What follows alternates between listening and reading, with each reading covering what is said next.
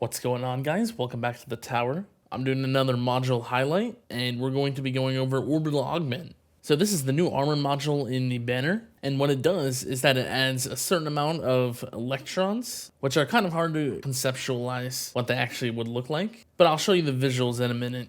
And they orbit around the tower, and each one deals 10% of the wave health to enemies they hit. So these electrons are kind of similar to orbs, but they do a percentage of damage to all enemies based on the wave health. So it will be more effective on some enemies and less effective on some other enemies. So for the unique effect, you would start with 2 electrons at epic, and then you get 2 for every rarity. So 4 at legendary, 6 at mythic, and 8 at ancestral.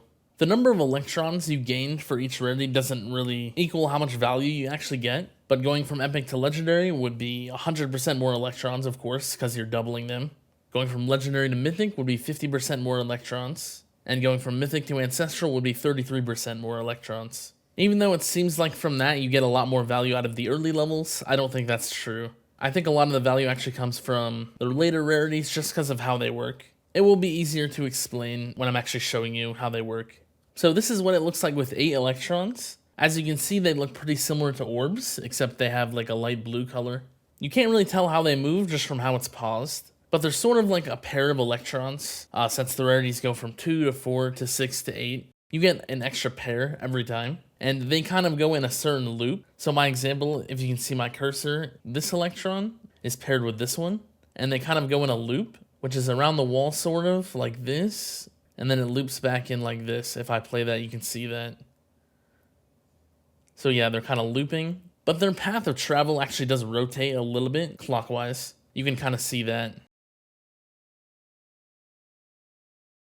It does provide a lot of coverage for inside the range. And as you can see, that boss took a lot of electron damage, even though they're only doing around 0.5% for each one that hits the boss. So it got around 25 hits right here, just from being alive for a little bit. The pairs also do spread themselves out evenly. So I have the mythic assist. I put it on the assist slot.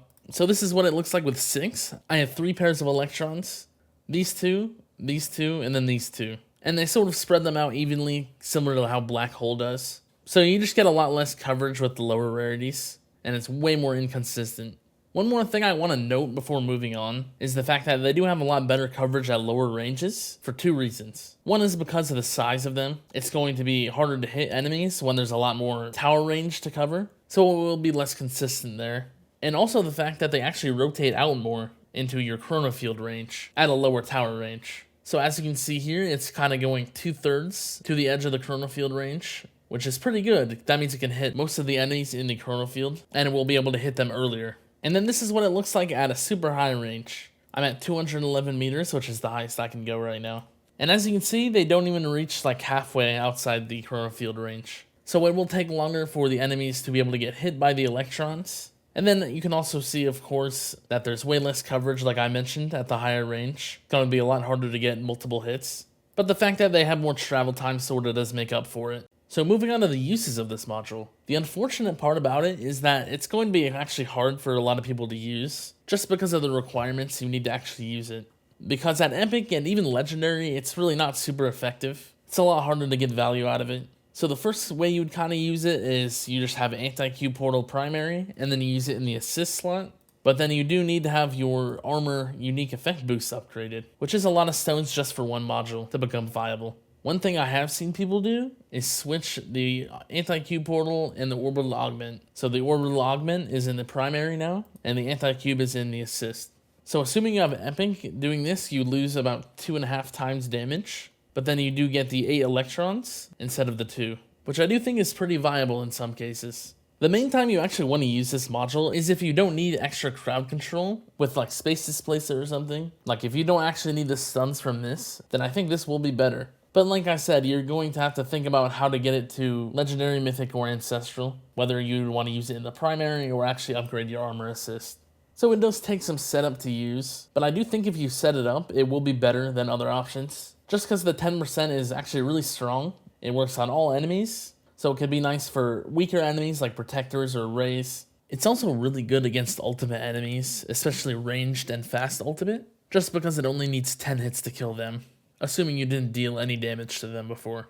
Pulsar Harvester also does reduce the damage that they deal, just because they deal damage based off the enemy's wave health instead of just the wave health itself, which I honestly think is fine, but the developers said they're going to change that so that it will always do the actual wave health no matter what, and it would let it deal more damage to the enemies that have been reduced by Pulsar Harvester. So if they actually change that, I think this will be a really strong combo, using Pulsar Harvester to reduce the enemy's health, and then increasing the damage that the electrons do through that. This module also does let you do infinite runs in some of the lower tiers now, as long as you're able to kill the fleets with either Second Wind Blast or just nuke and having those recharge between fleets, then you should be able to go infinite with this, assuming you have enough crowd control to keep everything else back, and give the electrons long enough to kill all the enemies with the 10% damage. So moving on to substats, I don't think there's any specific substats you want, since the effect is a completely different mechanic than anything else, and nothing else in the game relates to this right now. These aren't affected by any of the orb buffs, so the orbs are a completely separate thing than the electrons. If you are using it with Anti-Cube Portal, Shockwave Frequency is always a good option, just to help with the consistency on that. But if you don't have an Anti-Cube Portal, I don't think it's as necessary. Orbs and Orb Speed are also good, just for more orb consistency. If you're Glass Cannon, you can also use Death Defy, just for the extra Death Defy chance. And then if you need more crowd control, Landmine Chance and Landmine Radius are good for the Landmine Stun card, just to try to get more stuns with those. And then Wall Rebuild is also good. But yeah, pretty much just general substats that you would use on anything else. You could also use defense percent and health regen if you are using EHP and you want some extra survivability. Maybe even wall health. Thorn damage is also decent. But yeah, that's pretty much it. I think this is a really strong module, how it is currently. Not sure if they'll change it in the future, but I do think it's in a very good spot if you have the requirements to use it. Let me know what module you want to see next, and if you have any other questions, you can leave those in the comments. And yeah, see ya.